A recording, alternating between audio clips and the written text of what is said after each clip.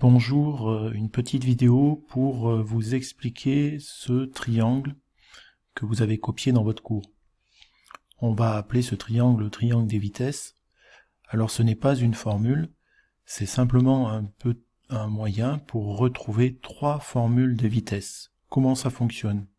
Tout simplement, une fois que vous avez appris par cœur ce triangle, il vous suffit de cacher ce que vous cherchez.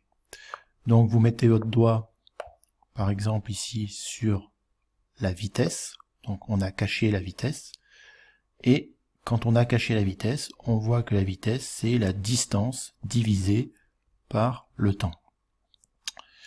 Si vous cherchez la distance, vous cachez la distance, et à ce moment-là, ce que vous cherchez, la distance, c'est la vitesse fois la durée du parcours. Si maintenant vous cherchez la durée du parcours, vous avez juste à cacher le delta t, durée du parcours, et vous avez distance divisée par vitesse. Donc, simplement avec ce petit triangle, on peut retrouver les trois formules qui sont ici. Donc la première formule, c'était celle-là. La vitesse, c'est la distance divisée par la durée du parcours.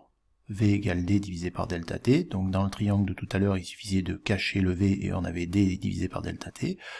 Ou alors la deuxième formule, quand on cache D dans notre triangle, il nous reste V fois delta t, donc la deuxième formule. Ou alors, si on cache delta t, on a D divisé par V, la distance divisée par la vitesse. Donc voilà, d'où l'importance de connaître par cœur ce triangle. Alors attention, quand dans une interro, on vous demande une formule, j'insiste bien, ce triangle n'est pas une formule. Une formule, c'est quelque chose égale autre chose. Par exemple, ça, c'est une formule. Delta t égale D divisé par V. Ça, c'est une formule.